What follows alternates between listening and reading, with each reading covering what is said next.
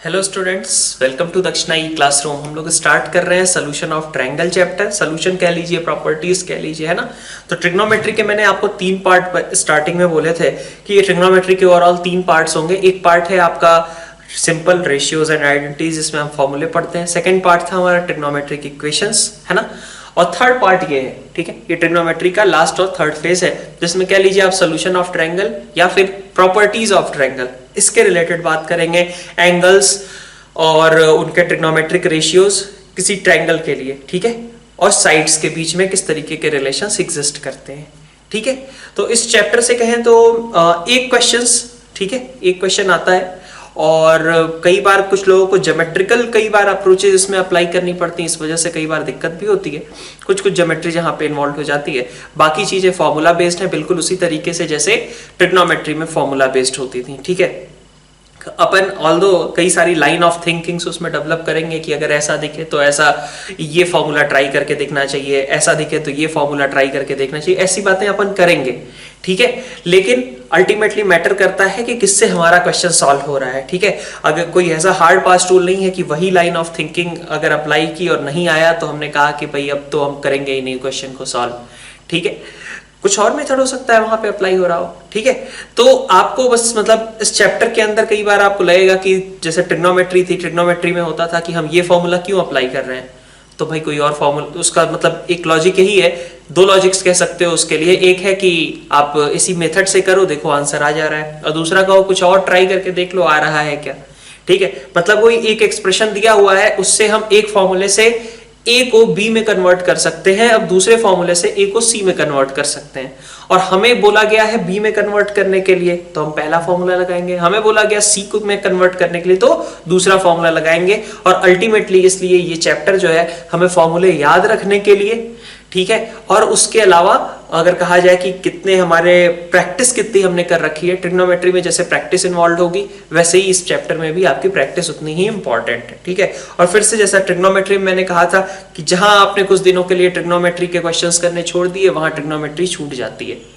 उसी तरीके से प्रॉपर्टीज ऑफ ट्रायंगल या सोल्यूशन ऑफ ट्रायंगल, इस चैप्टर के साथ भी ऐसा ही है। जहां आपने कुछ दिनों के लिए क्वेश्चंस करने रोके वहां पे आपके लिए दिक्कत होनी शुरू हो जाएगी। तो इसको ट्रिग्नोमेट्री का ही एक कह लीजिएगा एप्लीकेशन पार्ट समझ करके आपको देखना है और उसी के तरीके से आपको इसकी प्रैक्टिस करनी है, ठीक है। तो दो तीन फेजेस हैं, कुछ फॉर्मूले जो कि हमारे लिए पक्का है कि ये हमारे लिए इंपॉर्टेंट रहने वाले हैं, उसके बाद एक सेट ऑफ फॉर्मूला आएगा जो कि कम इंपॉर्टेंट है, और थर्ड सेट ऑफ फॉर्मूला आएगा जो कि बिल्कुल इंपॉर्टेंट नहीं है, ठीक है। अब लेकिन for the sake of completion we will cover that as well, ठीक है। आप उसको एक बार देख लो, अगर आपके पास बहुत समय की कमी अगर किसी के पास रहती है, वो वाला पोर्शन नहीं देख पाता है तो कोई दिक्कत नहीं है, ठीक है। लेकिन मैक्सिमम पोर्शन हम ट्राई करेंगे यहाँ पे कवर करने का, क्वेश्चंस की इस पे ज्यादा से ज्यादा प्रैक्टिस करेंगे जो भी हमें असाइनमेंट्स वगैरह दिए जाएंगे, ठीक है। तो आइए स्टार्ट करते हैं हमारा ये चैप्टर। सबसे पहले इस चैप्टर के लिए मैं कहूँ तो सबसे पहले हमारे पास कुछ नोटेशंस हैं, ठीक है। कौन कौन से नोटेशंस अपन यूज करने वाले हैं इस चैप्टर के अंदर, ठीक है। तो नोटेशंस के लिए कहें तो हम सबसे पहले स्टार्ट करेंगे ट्रायंगल से ही। एक ट्रायंगल है, मान लीजिए आपका एबीसी, ठीक है, कोई एक ट्रायंगल है एबीसी, और इस ट्रायंगल एबीसी में हमारे पास ये एंगल्स होंगे, है ना, ठीक है। तो इन एंगल्स को हम क्या बोल देते हैं, एंगल्स आर, ठीक है, angles capital A, capital B और कैपिटल सी, ये आपके एंगल्स हैं, ठीक है, ओके। तो ये आपके एंगल्स हैं। फिर इसी तरीके से देखिए आपकी साइड्स क्या होंगी, तो एंगल ए के सामने वाली साइड, मतलब ये, इसको स्मॉल ए बोलेंगे, एंगल बी के सामने वाली साइड को बी बोलेंगे, एंगल सी के सामने वाली साइड को सी बोलेंगे, ठीक है। स्मॉल ए, स्मॉल बी और स्मॉल सी से हम साइड्स का नोटेशन करेंगे। तो इसका मतलब हुआ कि ये जो बीसी साइड है, बीसी साइड है उसको क्या बोलेंगे हम, ए, ठीक है। मतलब जो यहाँ पे नहीं इन्वॉल्व है वो इधर आएगा, ठीक है। सी ए साइड सिमिलरली देख सकते हो, सी ए साइड क्या है आपकी, स्मॉल बी, और ए बी साइड क्या है आपकी, स्मॉल सी, ठीक है, ओके। अब इसमें और क्या चीजें होती हैं, आपको ये तो पता ही होगा कि a प्लस बी प्लस सी, इसको अपन बोल देते थे 2s, 2s बोलते थे, ठीक है। a plus B plus C is equal to 2s। s क्या होता था, सेमी पेरीमीटर, ठीक है। s आपका क्या होता था, सेमी पेरीमीटर, ठीक है। सेमी पेरीमीटर के अलावा अब इसी चीज को एक और नोटेशंस के फॉर्म में या फिर कह लीजिए आपको एप्लीकेशन करना पड़ेगा। वो क्या है फ्रीक्वेंट एप्लीकेशन, अपन देख लेते हैं कि 2s माइनस 2a अगर आप करते हो तो that will give you b plus c minus a होगा। 2s minus 2a that will give you b plus c minus a। तो आपको उल्टा यूज करना है कि b plus c minus a अगर दिया गया है तो आप इसको ऐसे लिख सकते हैं कि b plus c plus a minus 2a। ठीक है। इसी तरीके से c plus a minus b, तो c plus a plus b minus 2b, तो this will be called 2s minus 2a and this is called 2s minus 2b। ठीक है। इसी तरीके से आप कह लो कि यहाँ पे a घटाया b घटाया, अब कर देते हैं a plus b minus c, तो this will be called 2s minus 2c। ठीक है। ये आपको एप्लीकेशन करना पड़ेगा। फ्रीक्वेंट जो नोटेशंस के साथ में वो भी बताते जा रहा हूं, जिस तरीके के फ्रीक्वेंट कन्वर्जन्स आपको करने पड़ेंगे। ठीक है। एरिया की बात करते हैं हम, area of triangle ABC, area of triangle ABC. ठीक है। तो इसके लिए कई सारे फॉर्मूले पढ़ेंगे, लेकिन अभी के लिए हमने कहा half into base into height. ठीक है। और कैसे इसका नोटेशन करेंगे हम, डेल्टा ऐसा कुछ। ठीक है। Half base into height. ठीक है। तो हाफ बेस इंटू हाइट आपको पता ही है। और एक अभी के लिए ये वाला फॉर्मूला भी पढ़ लेते हैं, ऑल्दो इसको चैप्टर में आगे आप डिराइव भी करोगे। ठीक है। बहुत समय से पढ़ते आ रहे हो, अब डिराइव करने का भी वक्त आ गया है। Under root s into S minus a, s minus b और एस माइनस सी। ठीक है। ये आपका एरिया हो गया। ठीक है। तो ये तो हमारे ट्रायंगल से रिलेटेड कुछ सिंपल नोटेशन रहे। अब अपन कुछ और भी ट्रायंगल के नोटेशंस के बाद नेक्स्ट आते हैं हम सर्कम सेंटर पे। ठीक है। सर्कम सेंटर या फिर पहले सेंट्रॉइड से स्टार्ट करते हैं।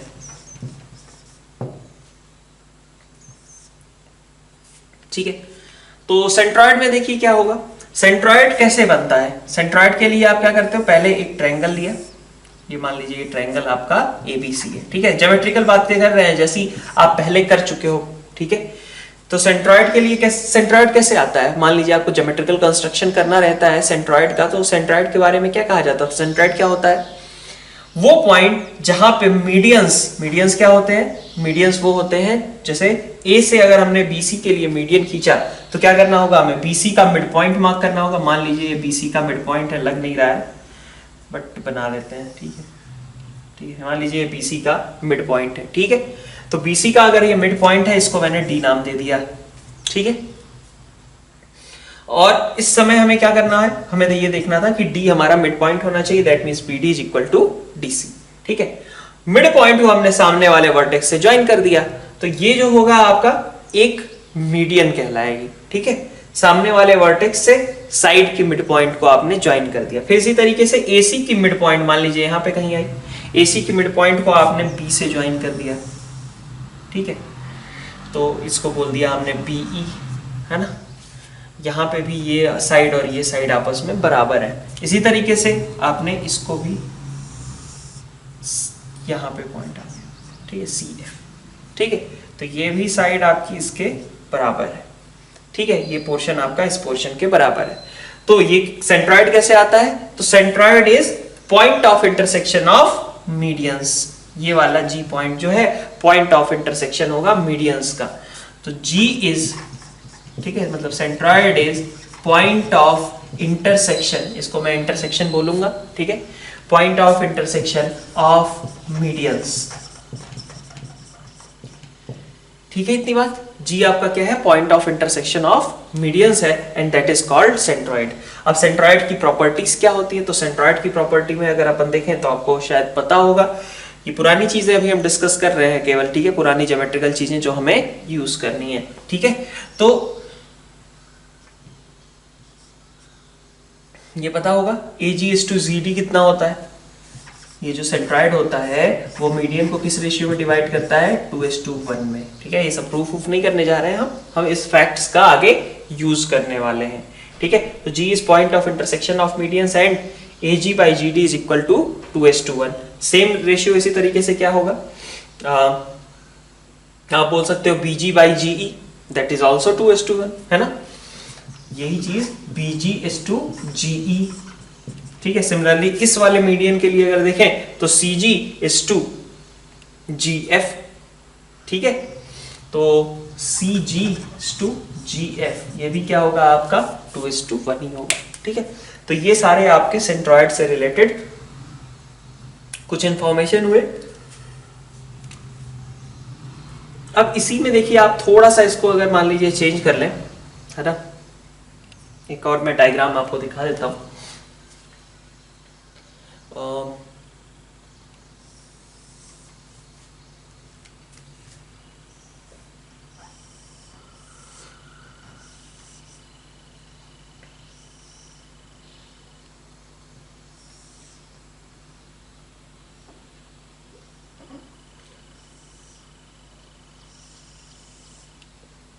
ठीक है, तो ये आपने ए जी ये ले लिया, मान लीजिए डी बी सी ई और सॉरी ई नहीं सी एफ है और जी बी ई है।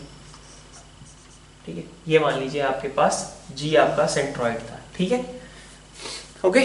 तो अब आपको क्या पता होता है कि अगर मैं यहाँ पे देखूं इस ट्रायंगल के लिए, तो हमारे पास जैसे मान लीजिए कि ये हमारा ये पोर्शन अपन लेते हैं। ठीक है, एक हम ट्रायंगल लेने की कोशिश कर रहे हैं बेसिकली BGC और एक बड़े वाला ट्रायंगल मतलब ABC। तो BGC की अगर आप बात करोगे, ट्रायंगल BGC का एरिया है ना, और ट्रायंगल ABC का एरिया, जरा देखिए इसमें क्या चल रहा है। ट्रायंगल BGC के एरिया में हाफ बेस इंटू हाइट अगर आप करोगे तो हाफ BC आपने बेस ले रखा है, और हाइट के लिए आप क्या करोगे, यहां से परपेंडिकुलर ड्रॉप कर दोगे, यही होगा ना। ठीक है, मान लीजिए वो परपेंडिकुलर G से आपने ड्रॉप किया, मान लीजिए वो M आया, है ना। और इसी तरीके से अगर आप बड़े वाले ट्रायंगल के लिए हाइट देखेंगे तो आप A से परपेंडिकुलर ड्रॉप करेंगे। ठीक है, A से आपने परपेंडिकुलर ड्रॉप किया तो A से परपेंडिकुलर ड्रॉप कर दिया और मान लीजिए वो N आ गया। ठीक है, तो आपके ट्रायंगल BGC का एरिया कितना होगा, ट्रायंगल BGC का एरिया आप निकाल सकते हो हाफ BC इंटू GM। ठीक है, और ट्रायंगल ABC के एरिया में क्या आएगा, हाफ BC इंटू AN, ऐसा होगा। तो BC कैंसिल हो गए, हाफ से हाफ साफ हो गया, बचा GM/AN। ठीक है, तो आप समझ सकते हो क्या कि ये वाला जो ट्रायंगल है आपका AND है ना, ट्रायंगल AND और GMD ये दोनों आपस में कैसे हैं, सिमिलर ट्रायंगल्स है। ठीक है, ट्रायंगल AND और GMD ये दोनों आपके आपस में सिमिलर ट्रायंगल्स हैं, राइट। तो triangle AND is similar to triangle GMD। ठीक है, तो अगर मुझे मान लीजिए कि GM/AN निकालना है, GM/AN निकालना है, तो that will be equal to कितना, GM के करस्पॉन्डिंग यहां GD और AN के करस्पॉन्डिंग यहां AD। तो GD/AD और GD/AD फिर कितना हो जाएगा, GD आपका 1/3 था ना, मतलब ये हिस्सा आपका 2/3 होता था और ये हिस्सा कितना होता था, 1/3 होता था। तो यहाँ पे GD/AD की वैल्यू कितनी हो जाएगी, GD ये पोर्शन, AD बड़ा पोर्शन है ना। तो आप देख सकते हो कि GD कितना था, इस पूरे का 1/3 होता था, है ना। यहाँ पे हमने क्या लिखा है कि AG/GD इज इक्वल टू 2:1। ठीक है, तो GD जो है पूरे AD का कितना हो गया, तो 2 इधर है 1 इधर है, तो 1 ये अगर माने तो टोटल लेंथ कितनी हो गई, 3 हो गई ना। तो इसका मतलब कि ये लेंथ कितनी आ जाएगी, ये रेशियो कितना आ जाएगा, 1/3। तो बेसिकली अगर आप देखें तो ट्रायंगल ABC के एरिया का 1/3 कहां पे आया, ट्रायंगल BGC का एरिया। ठीक है, ट्रायंगल ABC और ट्रायंगल BGC का एरिया दोनों के बीच का रेशियो कितना आ रहा है, 1/3 आ रहा है, क्योंकि बाकी सब चीजें तो यहां से साफ हो गई थी, GM/AN बचा था। तो यहां से आप ये भी बोल सकते हो कि एरिया ऑफ ट्रायंगल BGC, ठीक है, इसी तरीके से सेंट्रॉइड के साथ आप 2 वर्टेक्स ले लो इधर, ट्रायंगल AGC का एरिया, ठीक है, और इसी तरीके से ट्रायंगल इधर ABG का एरिया, ट्रायंगल ABG का एरिया, ये सभी आपस में बराबर होंगे और सभी कितने होंगे, 1/3 ऑफ ट्रायंगल ABC। ठीक है, जैसे इसके लिए आप रेशियो 1/3 निकाले हो, ऐसे ही बाकियों के लिए भी निकाल सकते हो। ठीक है, तो यहाँ पे इसका मतलब क्या हुआ कि सभी आपस में बराबर हैं, क्योंकि सभी क्या है, ट्रायंगल ABC के 1/3 है। ठीक है, सभी ट्रायंगल ABC के 1/3 है और सभी का एरिया आपस में बराबर है। ये हमारा एक इंपॉर्टेंट पॉइंट हो गया। ठीक है, इसी सिमिलरिटी से हम एक और चीज यहाँ पे डिराइव कर सकते हैं, देखते हैं उसे नेक्स्ट स्लाइड में। तो अगर अपन ट्रायंगल ABC और ये जो DEF थे, इन दोनों को ज्वाइन करके एक और ट्रायंगल बना लें DEF। ठीक है, तो आप देखो क्या होगा यहां से कि फिर से ट्रायंगल एबीसी का एरिया, ठीक है, अगर मैं इसको कंपेयर करूं ट्रायंगल एएफई के एरिया से, ठीक है, ट्रायंगल एबीसी, ठीक, और ट्रायंगल एएफई इसकी बात करूं तो यहां बेस कितना है, हाफ बीसी इंटू हाइट कुछ आएगी, है ना, हाइट को मान लिया मैंने h1 बोल दिया, और यहाँ ट्रायंगल AFE है, ट्रायंगल AFE में बेस क्या है आपका FE है, और इंटू यहाँ पे हाइट कुछ h2 आएगी मान लीजिए, ठीक है, ओके। अब यहाँ से आप क्या देख सकते हो, आप एक चीज ऑब्जर्व कर सकते हो कि आपको ये चीज तो बचपन से ही पढ़ाई जाती है कि भाई BC और FE आपस में कैसे हो जाएंगे, पैरेलल हो जाएंगे, ये मिड पॉइंट्स है ना E और F, तो E और F को ज्वाइन करने वाली लाइन B और C को ज्वाइन करने वाली लाइन के पैरेलल होती है, तो आपको बचपन से पता होता है, ठीक है, और कितनी हो जाती है वो, हाफ भी हो जाती है, तो आपको BC बाई FE के बारे में पहले से पता है कि कितना आएगा, वो 1/2 आएगा, है ना। अब यहां पे आप देखिए कि अगर आप ट्रायंगल ABC की बात कर रहे हो और ट्रायंगल AFE की बात कर रहे हो, ठीक है, तो आप देख सकते हो ना कि एंगल B जितना यहां पे है उतना ही यहां पे F हो जाएगा, और उतना ही ऐसे ट्रायंगल AFE में E हो, जितना C है उतना एंगल E हो जाएगा, ठीक है। तो आप कह सकते हैं फिर से कि ट्रायंगल ABC और ट्रायंगल AFE आपके सिमिलर ट्रायंगल्स हैं, ठीक है, और इसका मतलब क्या हुआ, इसका मतलब आप कह सकते हो कि जो हमारे पास FE upon BC, FE upon BC is equal to कितना होगा, इसकी हाइट मतलब ABC वाली हाइट और इसके रेशियो के बराबर होगा, है ना, H2 अपॉन H1, ठीक है, इस तरीके का आ जाएगा, BC के करस्पॉन्डिंग H1 और FE के करस्पॉन्डिंग हाइट H2, ऐसा होगा। तो इसका मतलब कि FE बाई BC कितने थे, 1/2 थे, है ना, FE बाई BC, हाँ, तो ये आपका कितना था, FE बाई BC था आपका 1/2, ठीक है, तो BC upon FE is equal to कितना हो गया, 2/1, that is equal to H2 by H1, ठीक है। तो आप यहां से कह सकते हो BC बाई FE, और ये भी क्या है एक तरीके से BC बाई FE का लिखा हुआ है, ठीक है, H1 बाई H2 भी क्या है एक तरीके से BC बाई FE है।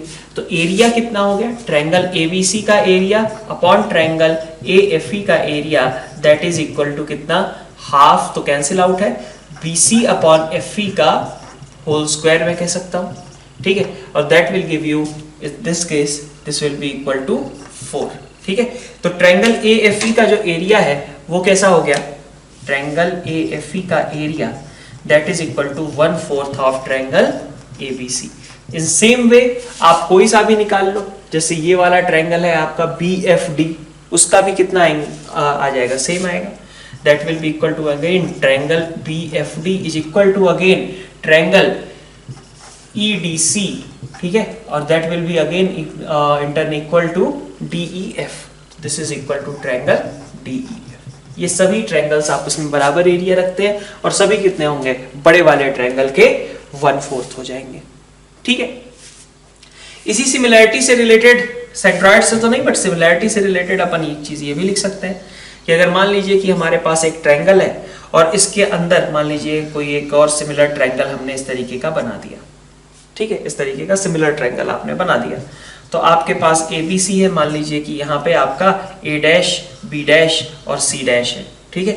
अब इनका अगर आपको रेशियो देखना है तो ट्रायंगल A', B', C' का एरिया अपॉन ट्रायंगल ABC का area that will be equal to, ठीक है, जैसे यहाँ पे आपका आया है दो साइड्स के रेशियो का होल स्क्वायर के बराबर है, तो ये चीज भी आपने पहले पढ़ी रखी होगी कि ऐसे केसेस में क्या हो जाएगा, सिमिलरिटी का ही यूज करके कि आप BC और B', C' का रेशियो देख लीजिए और उसका स्क्वायर आपका एरियाज का रेशियो दे देगा।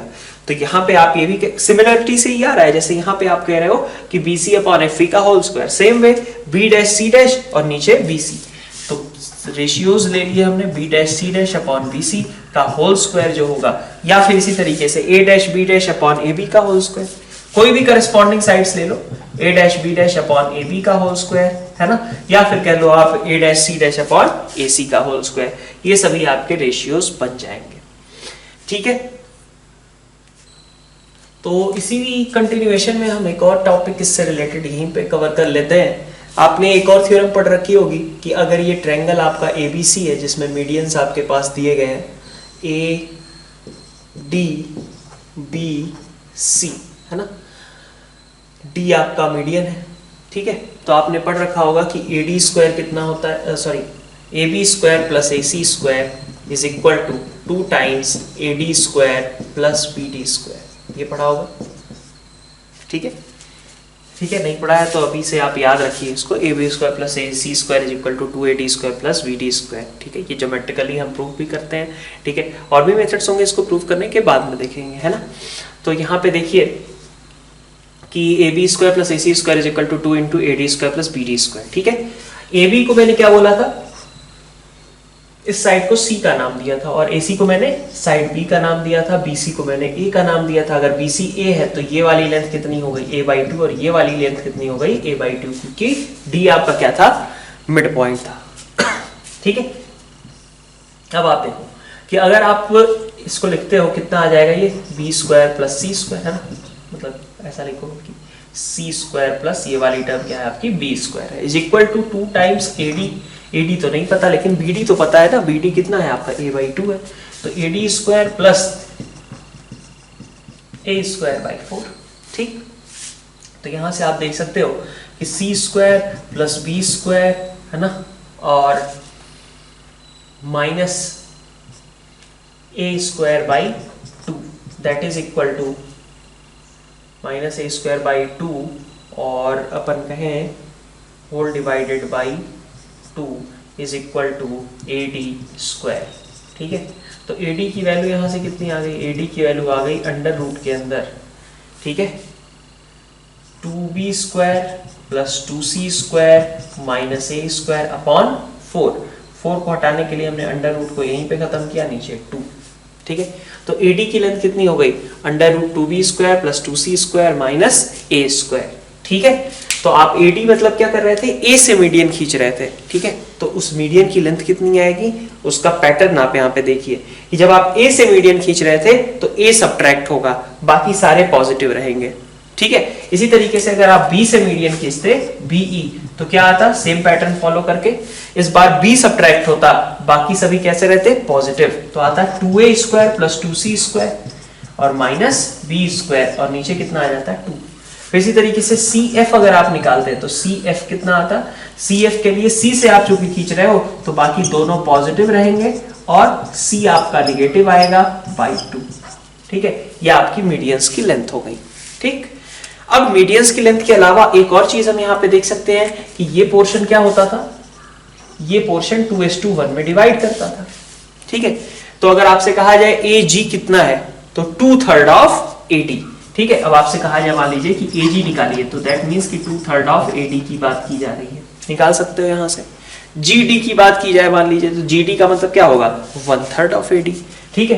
तो GD इसी तरीके से हो गया 1/3 ऑफ AD। सिमिलरली बाकियों के लिए भी आप लिख सकते हो कि जैसे BE आप मीडियन खींचते हो तो BG कितना है, 2/3 ऑफ BE, GE कितना है तो 1/3 ऑफ दिस थिंग, ठीक है। इस तरीके के एक्सप्रेशन आप यहाँ पे डेवलप कर सकते हो, ठीक है। तो ये सेंट्रॉइड से रिलेटेड कुछ चीजें पढ़ी, अब अपन स्टार्ट करते हैं सर्कम सेंटर वगैरह।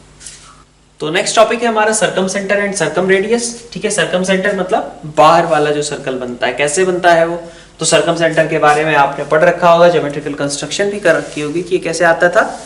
पॉइंट ऑफ, जैसे हमने सेंट्रॉइड को बोला ना, point of intersection of medians, तो ये क्या है, ठीक है। उस चीज को लिख भी लीजिएगा सेंट्रॉइड वाले में कि point of intersection of medians, ठीक है।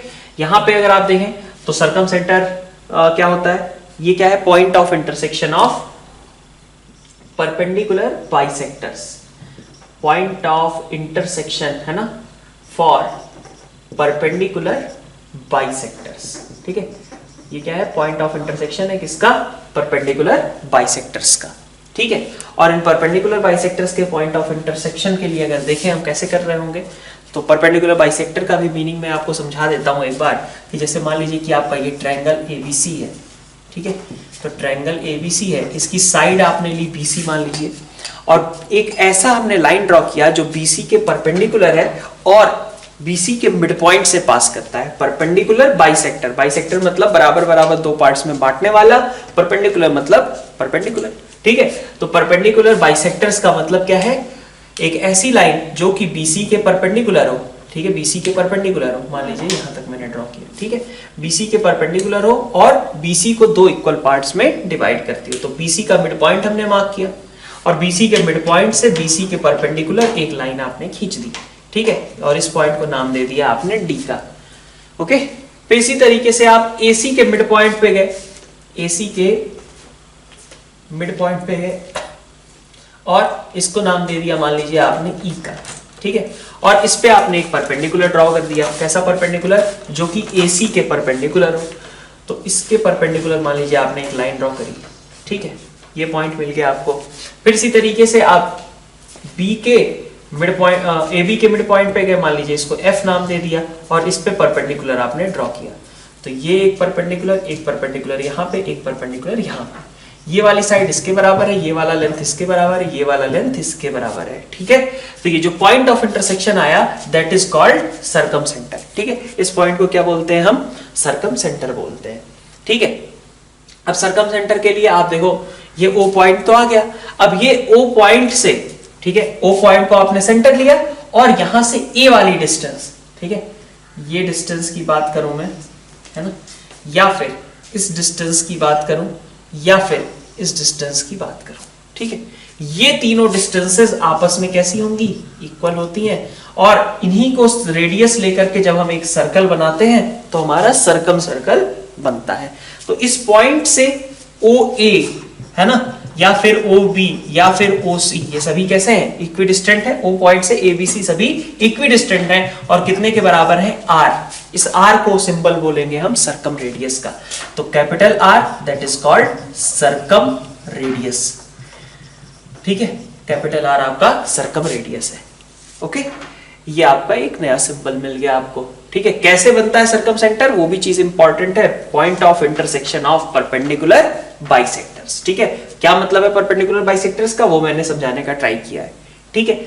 अब एक और चीज इससे रिलेटेड अपन देख लेते हैं कि कब सर्कम सेंटर हमारा ट्रायंगल के अंदर आएगा, कब सर्कम सेंटर आपका ट्रायंगल के बाहर आएगा, ठीक है। ये आर है, जैसे कि ये आर था, ये आर था, है। तो सर्कम सेंटर कब ट्रायंगल के अंदर है, कब बाहर है, कब सर्कम सेंटर ट्रायंगल पे लाई करेगा। तो देखिए, अगर हमारे पास एक्यूट एंगल ट्रायंगल है, ठीक है, एक एक्यूट एंगल ट्रायंगल है अगर आपके पास, ठीक है, तो ऐसे केस में सर्कम सेंटर अंदर आएगा। For acute angle triangle, for acute angle triangle,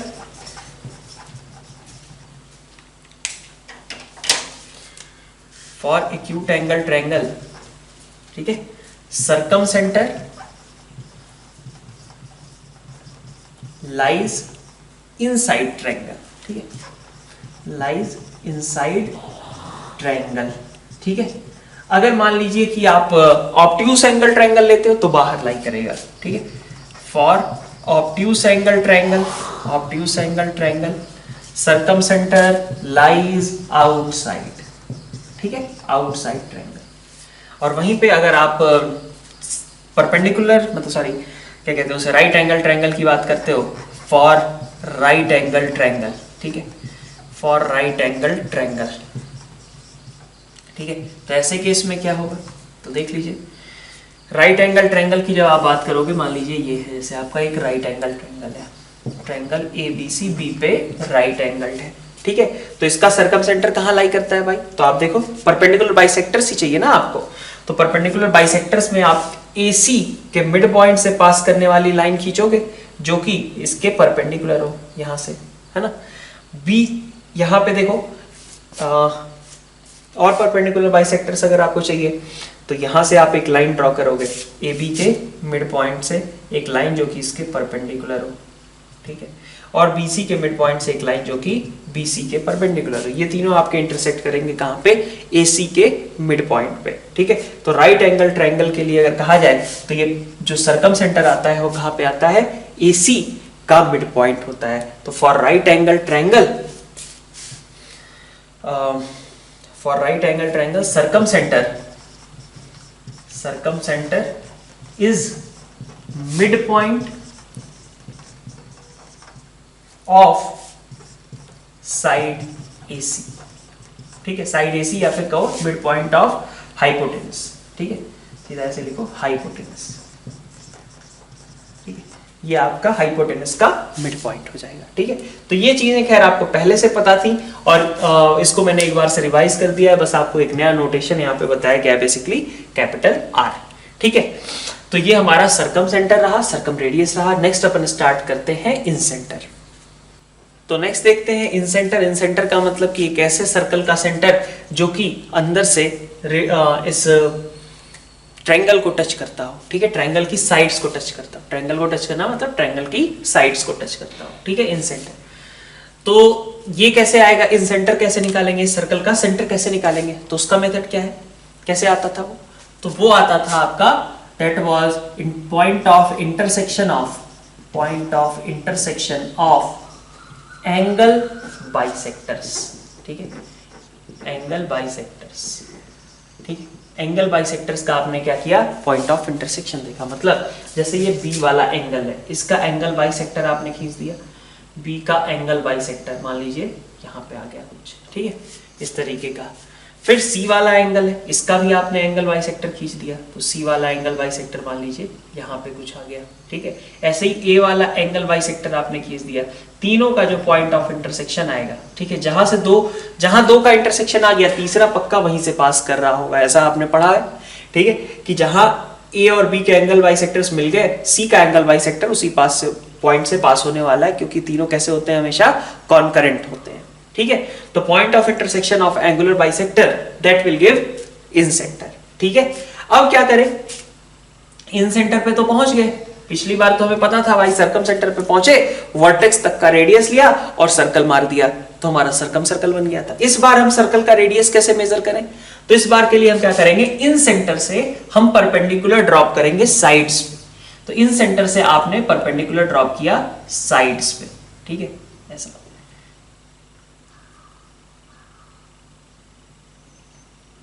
ठीक है, ये अच्छा, ये चीज का ध्यान रहे कि ये ये जो एंगल ए वाला बाइसेक्टर था उससे थोड़ा डिफर आएगा इधर, ऐसा जरूरी नहीं है कि ये वाला, जैसे ये मान लीजिए आपका एंगल बाइसेक्टर है, एंगल बाइसेक्टर सपोज आपका इसको क्या बोल दूं मैं, एडी बोल देता हूं, नहीं डी तो अच्छा नहीं लगेगा, एम बोल देता हूं, मान लीजिए एंगल बाइसेक्टर।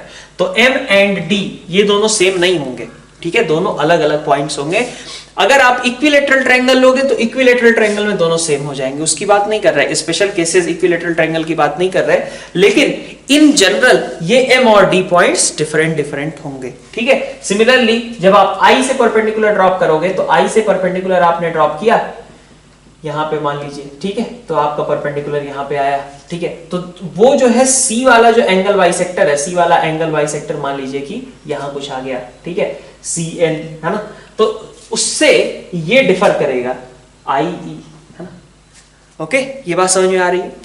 तो ऐसा ना करिएगा कि डी और एम पॉइंट वो सेम ही मान लिया, ये नहीं करना है हमें, ठीक है। वो कब होगा, सिर्फ इक्विलेटरल ट्रायंगल के केस में होगा, राइट।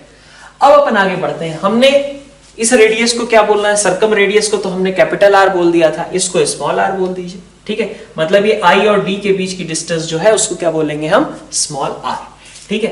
तो आपका आई डी कह लीजिए, या फिर इसी तरीके से आई ई होगा, या फिर इसी तरीके से आई एफ होगा, और that will be denoted by small r. कैसे आया ये, तो आपने length of perpendicular from circum incentre on sides, तो this is equal to length of perpendicular from incentre, ठीक है, ऑन साइड्स पे आपने लेंथ ऑफ परपेंडिकुलर जो मेजर किया है, इसी को अपन इन रेडियस बोलेंगे, ठीक है। फिर से बात वही आती है कि ये अंदर लाई करेगा या बाहर लाई करेगा, कब करेगा, कब, ठीक है, कब सर्कल पे लाई करेगा, तो ये हमेशा इनसाइड ट्रायंगल लाई करेगा। तो दिस पॉइंट, ठीक है, दिस इन सेंटर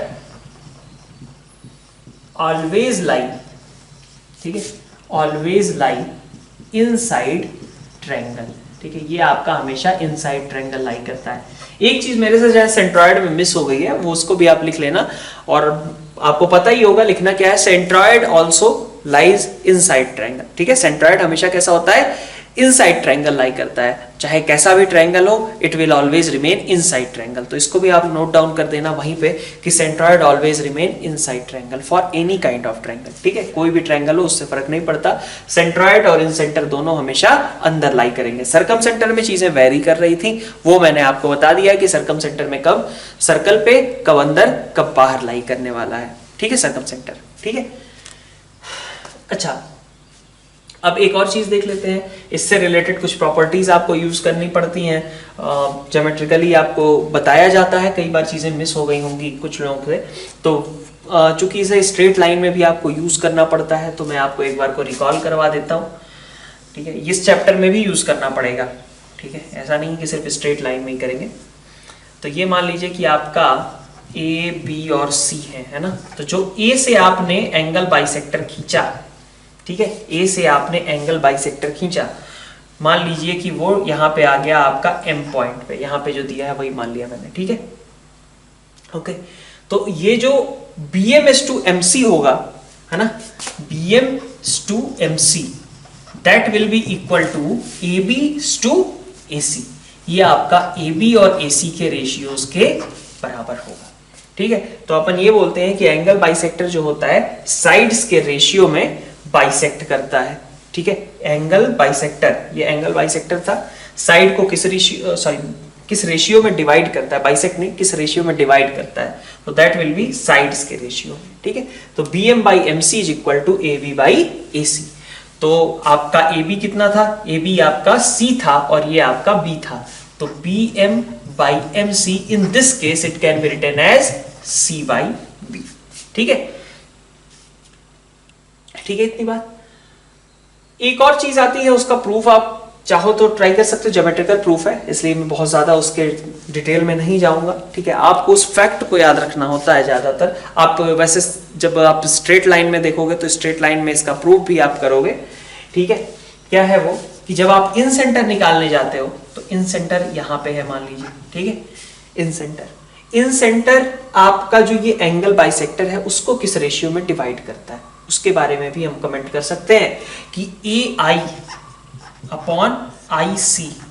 ठीक है, ए से आप देख रहे हैं ना, ए के रिस्पेक्ट में आप देख रहे हो, आई सी नहीं, आई एम। ठीक है, ठीक है, इन सेंटर इसी लाइन पे लाई करेगा, एंगल बाइसेक्टर पे ही लाई करने वाला, ये आपका एंगल बाइसेक्टर है। ठीक है, तो अब आप देखिए ए आई अपॉन आई एम कितना होगा, that will be equal to, A के रिस्पेक्ट में आप देख रहे हो ना, तो ए के रिस्पेक्ट में जब आप देख रहे हो तो b प्लस सी को ऊपर डाल दो, नीचे a को डाल दो, तो ए आई और आई एम का जो रेशियो होगा that will be equal to b plus c by a. अब इसका ये मतलब नहीं है कि आप जैसे मान लीजिए कहा जाए bm by M C is equal to 4/3, तो आप मान लें कि bm 4 है और mc 3 है, ऐसा नहीं है, दोनों का रेशियो 4:3 है। इसी तरीके से ए आई और आई एम का रेशियो क्या रहेगा, b प्लस सी बाई ए। अगर इसी तरीके से आप बी आई लेते हो, ठीक है, मान लीजिए ये आपके एंगल बाइसेक्टर बी का हो गया, बी आई और इसको मैंने बोल दिया मान लीजिए एन। ठीक है, तो B I is to I N कैसे लिखा जाएगा, तो उसके लिए तरीका क्या होगा, आप बी के रिस्पेक्ट में देख रहे हो तो बाकी दो का सम ऊपर डाल दो, ए प्लस सी, और नीचे रख दो बी। ठीक है, इस तरीके से आप ये आपका एक फॉर्मूला और ये आपका फॉर्मूला है ना, इसको कह लीजिए, इसको कह लीजिए, ये दोनों आपके लिए इंपॉर्टेंट रहने वाले हैं। ठीक है, और ये तो मैंने पहले ही बता दिया कि ये हमेशा कहाँ रहेगा, इनसाइड ट्रायंगल लाई करेगा। ठीक है, तो ये हो गया आपका इन सेंटर और इन रेडियस। ठीक है, और नेक्स्ट इससे रिलेटेड और क्या चीजें अपन देख सकते हैं, इन सेंटर से नहीं, नेक्स्ट तो अपन स्टार्ट करते हैं फिर से एक्स सेंटर्स के बारे में। नेक्स्ट आप देखिए एक्स सेंटर। ठीक है, तो एक्स सेंटर क्या है, एक्स सेंटर में क्या होता है, आप देखिए कि अगर मान लीजिए आपके पास ये ट्रायंगल लिया मैंने, है ना, छोटा ही बनाता हूँ आसान रहेगा दिखाने के लिए, है ना, ये मान लीजिए ट्रायंगल एबीसी है ना, तो ट्रायंगल एबीसी के लिए अगर आप, ठीक है, एक ए से इंटरनल एंगल बाइसेक्टर मान लीजिए आप, ठीक है, ये आपने इंटरनल एंगल बाइसेक्टर खींच दिया, क्या है, एंगल बाइसेक्टर है। ठीक है, ओके, परपेंडिकुलर तो नहीं लग रहा, लग रहा है, चलो थोड़ा सा और डायग्राम को चेंज कर लेते हैं।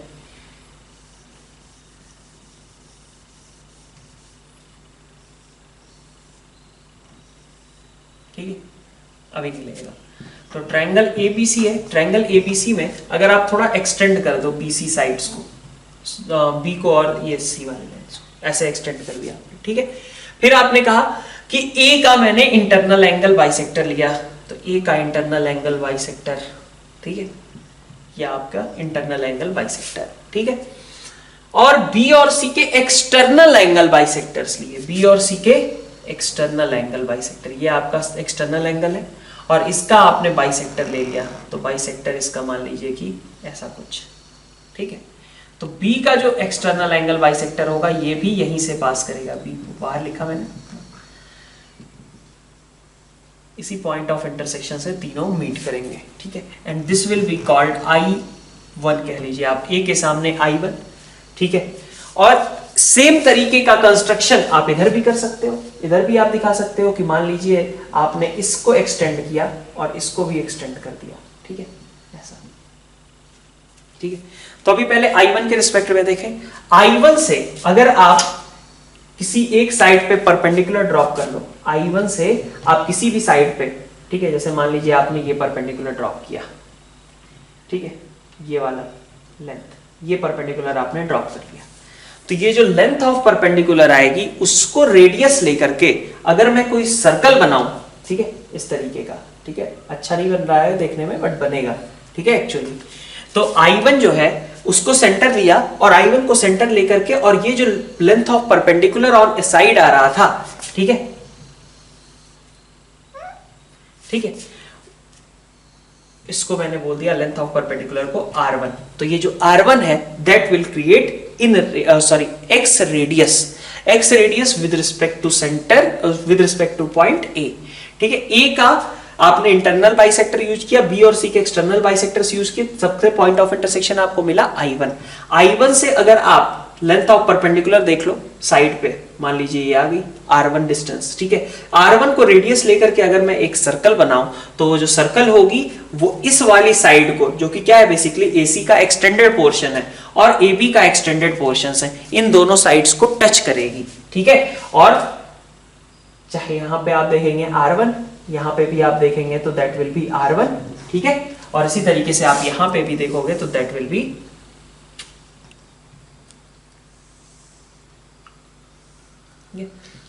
अगेन R1, ठीक है।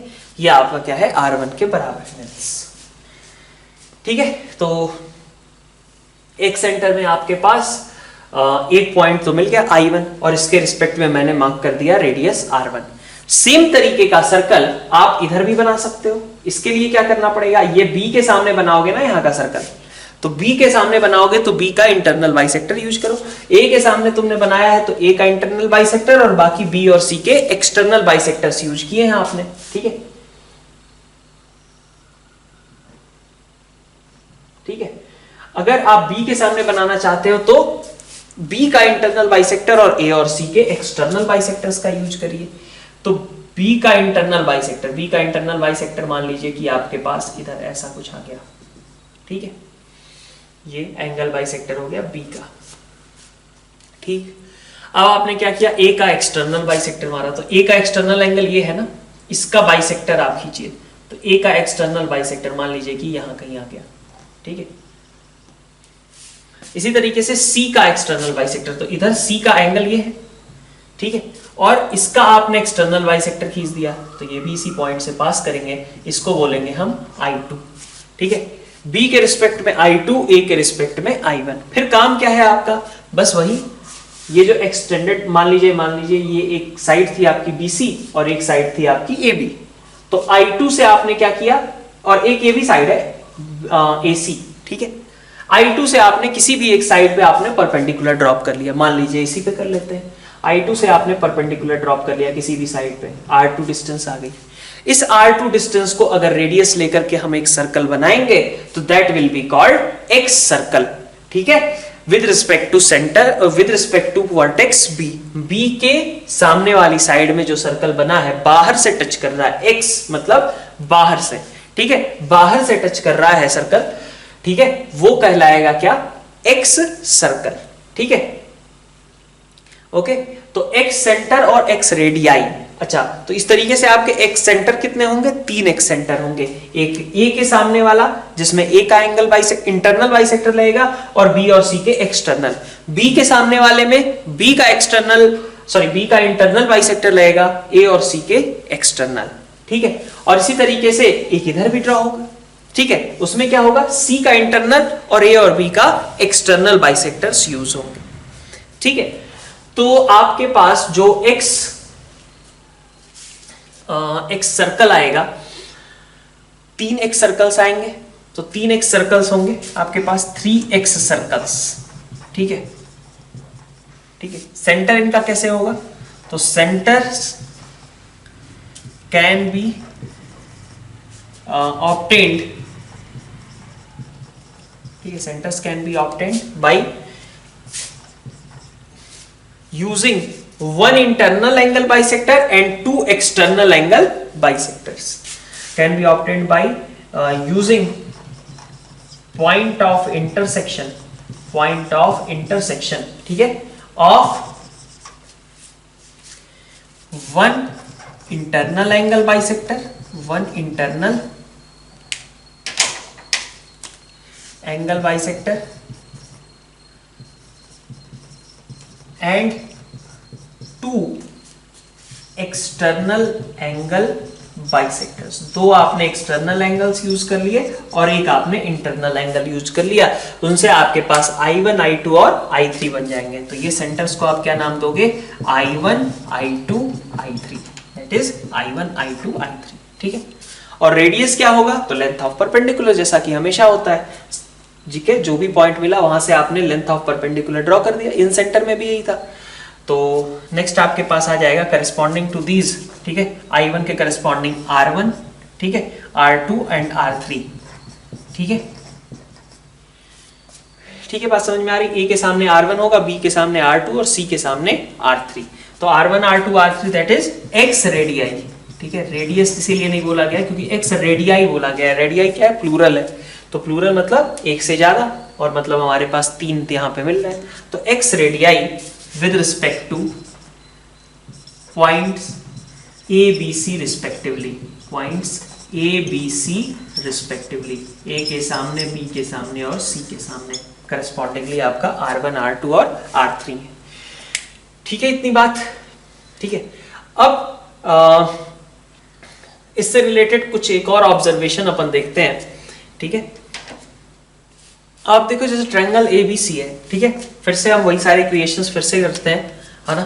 तो मान लीजिए कि आप एक्सटर्नल बाइसेक्टर्स खींचते हो, ठीक है, रेशियोज वगैरह की बात अपन करेंगे अभी, है ना। इसके बारे में अभी थोड़ा देख लेते हैं। BC, इसको भी एक्सटेंड किया, इसको भी एक्सटेंड कर ही देता हूं मैं, इसको भी एक्सटेंड कर दिया।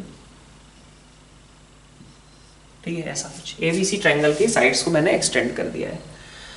ठीक है, अब आप देखो B का अगर एक्सटर्नल बाइसेक्टर आप खींचोगे, है ना, ये एक्सटर्नल बाइसेक्टर अगर आपने खींचा, तो एक्सटर्नल बाइसेक्टर के लिए आपने क्या कहा? इस तरीके से आएगा, है ना। इस पे आपका क्या लाई करेगा? I1, है ना, ए के सामने ही आता था ना I1, तो A का इंटरनल और B का और C का एक्सटर्नल बाइसेक्टर यूज करके I1 आता था। तो इसका मतलब ये जो लाइन आप खींच रहे हो, इसी लाइन पे कौन लाई करने वाला है? I1 लाई करने वाला है ना। ठीक है, इतनी बात। अब फिर आपने कहा कि चलिए यहाँ पे तो I1 लाई कर जाएगा, ओके, I2 किधर लाई करेगा?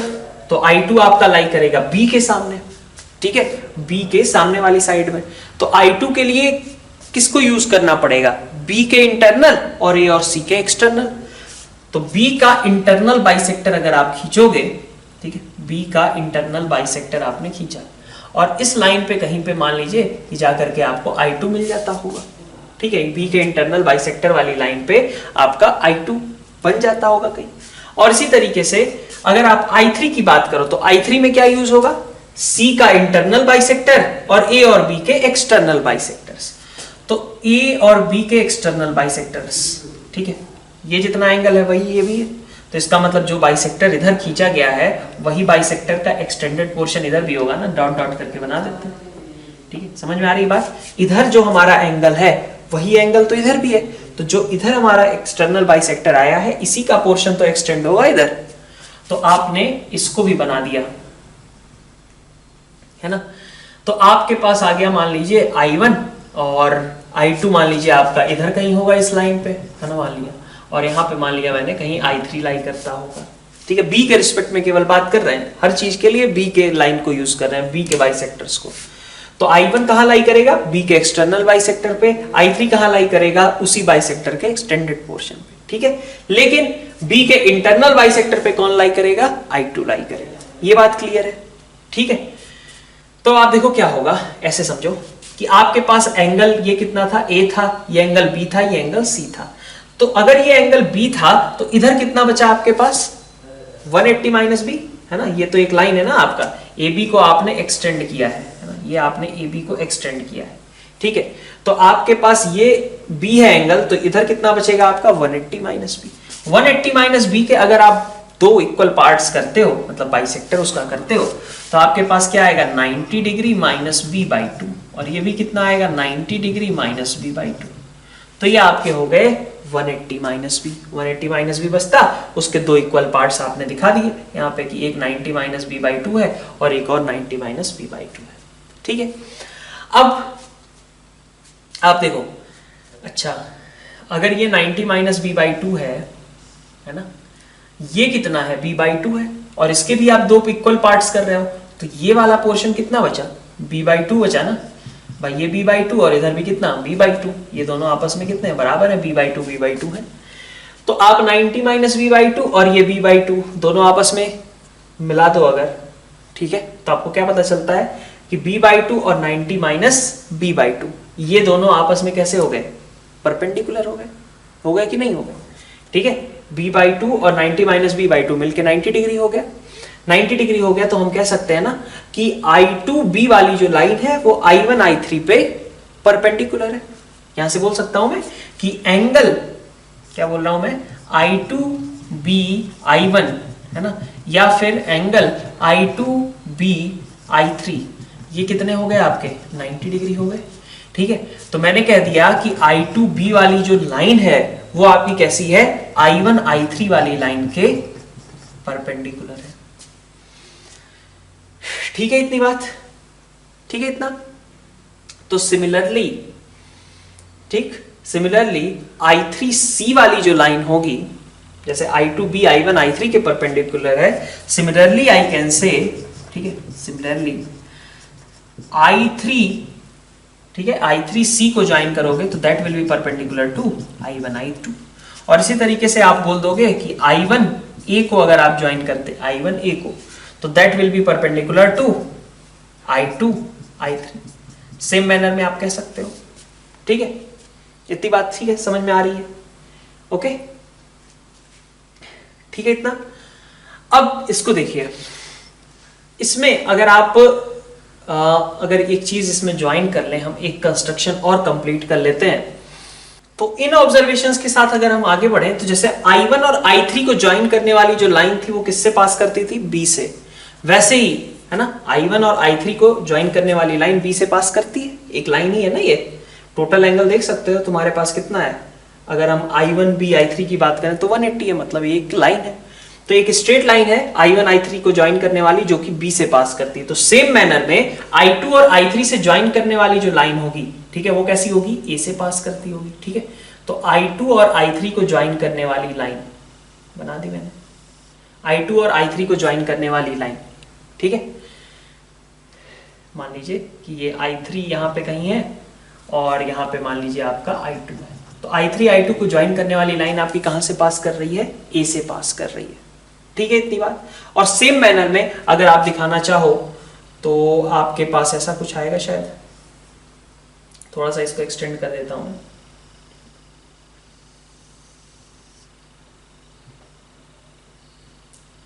कि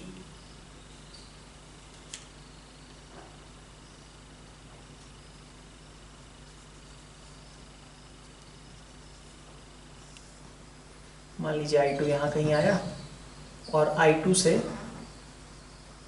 C को और I1, ठीक है। तो जैसे यहाँ I2 I3 को ज्वाइन कर, यहाँ पे हमने दिखाया I1 और I3 को ज्वाइन करने वाली लाइन B से पास करेगी, वैसे ही I2 I3 को ज्वाइन करने वाली लाइन A से पास करेगी, और सिमिलरली I2 और I1 को ज्वाइन करने वाली लाइन आपकी C से पास करेगी।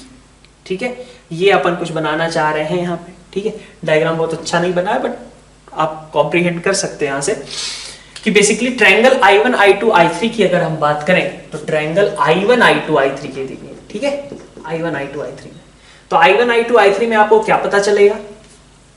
आपको पता चलेगा कि ये वाली जो लाइन है I2B, ठीक, वो I2B कैसी है? I2B आपकी इस साइड पे परपेंडिकुलर है।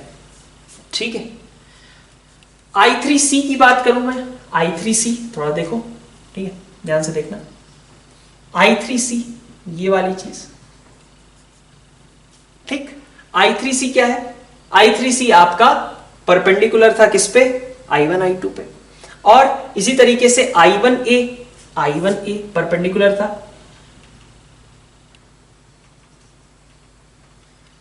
I1A परपेंडिकुलर था I2 I3 पे। ठीक है, I1A आपका परपेंडिकुलर है I2 I3 पे। ये तीन चीजें हमने डिराइव करी थी। ठीक है, स्टेप वाइज आप समझोगे तो क्लियर होगे। पहले तो आपने ये परपेंडिकुलरिटी ऑब्जर्व कर ली, फिर आपने पूरे ट्रायंगल I1 I2 I3 को कंप्लीट किया। तो आप ट्रायंगल I1 I2 I3 में क्या देखते हो कि ट्रायंगल I1 I2 I3 में एक तरीके से अगर देखा जाए तो I2B क्या है? I2B को मैं नाम दे सकता हूं, I2B इज अल्टीट्यूड।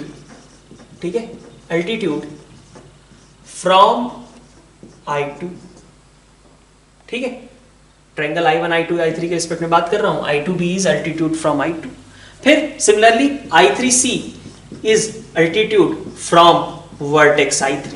ठीक है, और इसी तरीके से I1A is altitude from vertex I1, है ना। तो अगर ये अल्टीट्यूड्स हैं तो अल्टीट्यूड्स का पॉइंट ऑफ इंटरसेक्शन क्या होता है? पुरानी चीजें हैं, अल्टीट्यूड्स के पॉइंट ऑफ इंटरसेक्शन को क्या बोलते हो? ऑर्थोसेंटर। ठीक है, अभी अपन उसको इंट्रोड्यूस करेंगे एक बार फिर से फॉर्मली, बट आप पहले से आपको पता होता है कि अल्टीट्यूड्स का पॉइंट ऑफ इंटरसेक्शन क्या है। ठीक है, सर्कमसेंटर वगैरह तो आपको पढ़ाया ही जाता है, और एक और टर्म होती थी ऑर्थोसेंटर। तो हम क्या बता रहे हैं कि हम कह रहे हैं कि ये जो पॉइंट ये आएगा जो कि पॉइंट ऑफ इंटरसेक्शन होगा, ठीक है, तो देयर पॉइंट ऑफ इंटरसेक्शन, ठीक है, एक बार देख लीजिए, point of intersection of altitudes. तो point of intersection of altitudes, ठीक है, ये क्या है आपका? Is called orthocentre, is called orthocentre. ठीक है, अभी अपन इसको फिर से देखेंगे। ठीक है, तो point of intersection of altitudes को क्या बोला जाता है? ऑर्थोसेंटर बोलता जाता है, और वो ऑर्थोसेंटर यहां कहीं दिख रहा है। और ये पॉइंट क्या है? बेसिकली ये पॉइंट क्या है? इन सेंटर है ना, बी का इंटरनल बाइसेक्टर, सी का इंटरनल बाइसेक्टर और ए का इंटरनल बाइसेक्टर। ठीक है, बी के ये पॉइंट कहां पे बनेगा? बी का इंटरनल एंगल बाइसेक्टर यूज हो रहा है, सी का इंटरनल और ए का इंटरनल। ठीक है, तो अंदर वाला पॉइंट क्या बन गया आपका? इन सेंटर बन गया। ठीक है, तो अगर आप देखें तो अपन बोल सकते हैं कि जो इन सेंटर होता है, incentre of triangle ABC is orthocentre of triangle I1 I2 I3।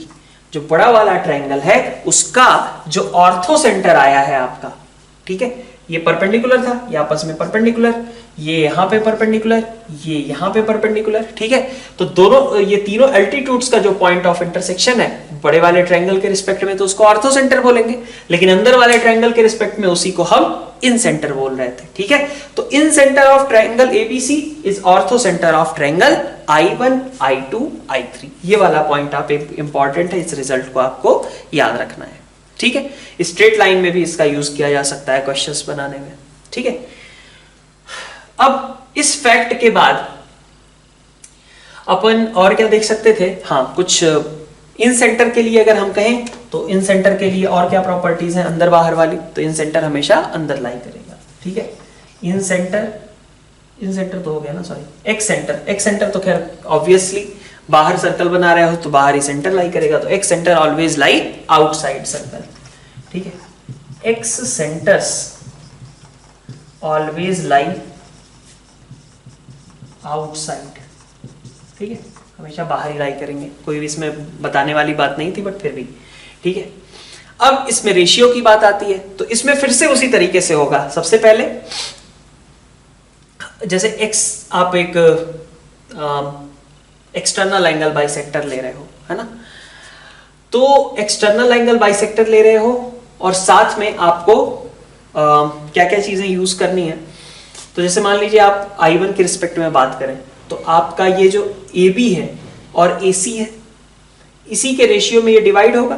भाई यहां पे भी अगर मैं इस पॉइंट को M बोल दूं तो मेरे पास अभी भी वो तो मैं A का इंटरनल एंगल बाइसेक्टर ही खींच रहा हूं ना, AM, तो AI1 जो आने वाला है वो कैसा होगा, BM/MC, ठीक है। ये पुरानी बात अभी हमने की थी, BM/MC कितना आएगा, BM/MC आपका आएगा कितना, इन दोनों साइड्स के रेशियो के बराबर, तो that will be equal to AB by AC, ये आपका है। इतनी बात ठीक है। अच्छा, और क्या ऑब्जर्व कर सकते हैं, एक और हमने लिखा था, this is C by B, right. एक और हमने लिखा था इन सेंटर के लिए कि वो B+C/A के रेशियो में आता है, ठीक है। हमने यही बोला था ना कि AI अपॉन जो हमारे पास M पॉइंट था AI upon IM, that will be equal to B+C/A, ये मैंने बोला था वहां पे, ठीक है। यहां पे भी मैं बोलूंगा क्या, AI1, ठीक है, अपॉन AM, ठीक है, AI1 अपॉन AM, ठीक है। ये भी क्या होगा, अगर आप देखें तो ये जो M पॉइंट है, ठीक है, ऐसे लिखो, बल्कि M point divides, sorry M नहीं, I1, ठीक है। I पिछली बार क्या था, I इस AM को किस रेशियो में डिवाइड करता था, B+C/A में, ठीक है। अब क्या बोल रहे हैं हम, I1 point divides AM in B+C/A externally, ठीक है। ये जो I1 पॉइंट है वो कैसे मिलेगा, I1 पॉइंट के लिए आपको फिर से वही चीज है, ये स्ट्रेट लाइन में आप इस रिजल्ट को यूज करने वाले हो, वहां पे आप प्रूव भी कर लोगे इसे कि I1 पॉइंट कैसे मिलता है। तो I1 पॉइंट आपका आता है B+C/A में एक्सटर्नल डिवीजन करने से। तो I1 के लिए आपको क्या करना है, AM ये जो पोर्शन था इसको किस रेशियो में डिवाइड करना है, तो B+C/A में एक्सटर्नली डिवाइड करना है। जब इन सेंटर चाहिए होता था तो आप क्या बोलते थे कि I पॉइंट जो आएगा वो कैसा होगा, AM को B+C/A में इंटरनली डिवाइड करता था, और यहाँ पे जो ये एक्सटर्नल पॉइंट है तो ये एक्सटर्नली डिवाइड करेगा, रेशियो सेम ही रहने वाला है, ठीक है। तो ये हमारा एक्स सेंटर से रिलेटेड नोटेशंस हो गए, जिनको हमने तो रेडियस की बात कर ली, R1 R2 R3 और सेंटर्स I1 I2 I3, और उसके अलावा हमारे पास ये एक रिजल्ट आ गया कि point of intersection of altitudes is called ortho centre and in centre of triangle ABC is ortho centre of triangle I1 I2 I3। एक सेंटर है तो बाहर ही लाई करेगा, और इसके अलावा ये हो गया कि जो रेशियोज थे अभी वो पहले जैसे ही हैं, केवल क्या है कि ये जो I1 पॉइंट है वो AM पे लाई तो नहीं करता, AM के एक्सटेंडेड पोर्शन पे लाई करता है। तो अपन बोलेंगे कि AM को अगर हम सेम B+C/A इस रेशियो में एक्सटर्नली डिवाइड करें तो that will give you I1।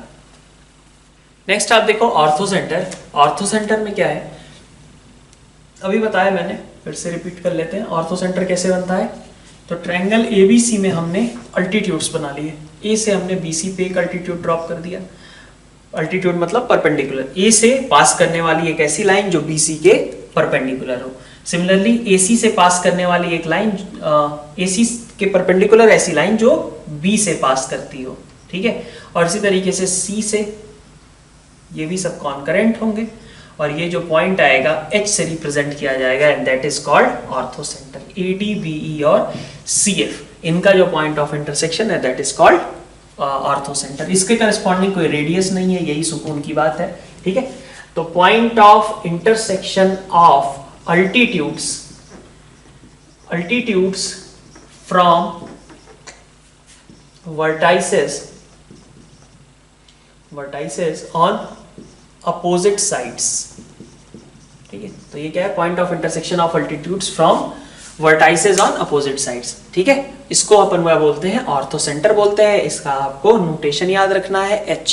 ठीक है, कोई रेशियो की बात यहां नहीं होगी।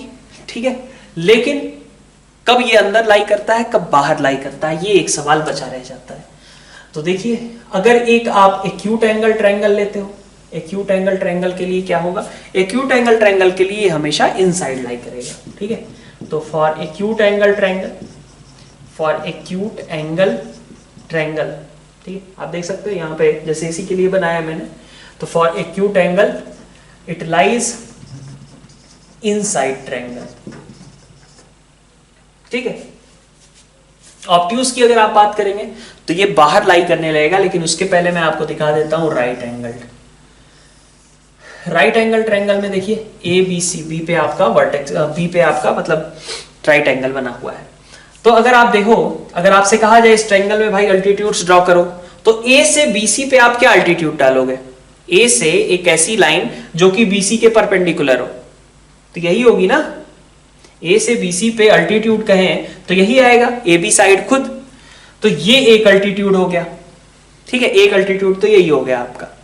ठीक है, फिर आप देखो क्या करोगे, आप बी से पास करने वाली एक ऐसी लाइन खींचोगे जो कि एसी पे परपेंडिकुलर हो अल्टीट्यूड बनाने के लिए, तो बी से पास करने वाली लाइन जो कि एसी के परपेंडिकुलर हो, बना दिया आपने।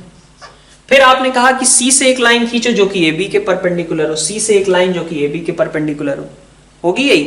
तो इसका मतलब क्या हुआ कि भाई ये वाला पॉइंट एक ऐसा पॉइंट है जो कि ए से आए हुए एल्टीट्यूड, सी से आए हुए एल्टीट्यूड और बी से आए हुए एल्टीट्यूड तीनों पे लाई करता है। That means this is orthocentre.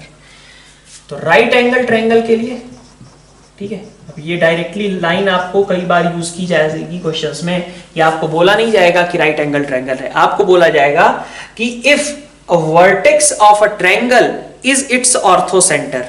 तो आपको समझ जाना है कि वर्टेक्स ऑफ ट्रायंगल ऑर्थोसेंटर कब होता है, राइट एंगल ट्रायंगल में। ठीक है, तो for right angle triangle orthocentre is the vertex with right angle। ठीक है, जिस वर्टेक्स पे आपका 90 डिग्री बना है वही वर्टेक्स आपका ऑर्थोसेंटर कहलाएगा। ठीक है, अब एक और चीज अपन देख लेते हैं यहाँ पे, अगर हमारे पास एक ऑब्ट्यूस एंगल ट्रायंगल है, ठीक है, तो ऑब्ट्यूस एंगल ट्रायंगल है तो देख लीजिए आप, ये मान लीजिए ए है, ये आपका बी है, ये आपका सी है। ठीक, तो अब आप देख सकते हो कि अगर आप सी से परपेंडिकुलर ड्रॉप करोगे या अल्टीट्यूड ड्रॉप करोगे तो ऐसा आएगा ना, ए बी को एक्सटेंड करना पड़ेगा। अल्टीट्यूड के लिए सी से आपको, जब सी से आप परपेंडिकुलर ड्रॉप कर रहे हो जो कि ए बी पे अल्टीट्यूड का काम करे, तो उसके लिए क्या करना होगा, ए बी को एक्सटेंड करना पड़ेगा। तो जो भी पॉइंट आएगा वो कहाँ लाई करने वाला है, मतलब इसी वाली लाइन पे लाई करेगा ना, इस अल्टीट्यूड पे। तो वो अल्टीट्यूड ऑब्वियसली कैसा है, ट्रायंगल के बाहर लाई कर रहा है। तो यहाँ पे हम बोल सकते हैं कि for obtuse angle triangle, for obtuse angle triangle orthocenter lies outside triangle। ठीक है, तो ये कुछ छोटे छोटे पॉइंट्स हो गए ऑर्थोसेंटर से भी रिलेटेड। ठीक है, और सारे स्पेशल सेंटर्स हमने यहाँ पे कवर कर लिए हैं। ठीक है, अब अपन एक दो और मैनिपुलेशंस की बात कर लेते हैं और उसके साथ अपना चैप्टर एंड, मतलब चैप्टर नहीं, लेक्चर एंड करते हैं।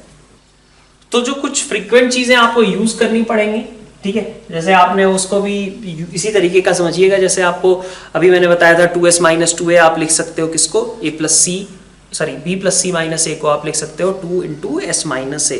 ठीक है, तो आप देखिए b plus c minus a, तो you can write it down as 2 times s minus a। और आपको पता है अगर ट्रायंगल बन रहा था तो b प्लस c दो साइड्स का सम a से बड़ा ही होगा। ठीक है, तो इसका मतलब क्या है कि ये क्वांटिटी कैसी है, पॉजिटिव, और अगर ये क्वांटिटी पॉजिटिव है तो इधर भी पॉजिटिव ही होगा। That means your s minus a is positive. तो s माइनस a अगर पॉजिटिव है तो सेम वे में s माइनस b और s माइनस c सभी कैसे होंगे, पॉजिटिव ही होंगे। फिर एक और ऑब्जर्वेशन आप लिख सकते हैं कि जैसे आपका साइन ए है, ठीक है, साइन बी और साइन सी, इन तीनों की ही बात करूं मैं तो ट्रायंगल के लिए तो साइन ए, साइन बी, साइन सी सभी पॉजिटिव ही होंगे ना भाई।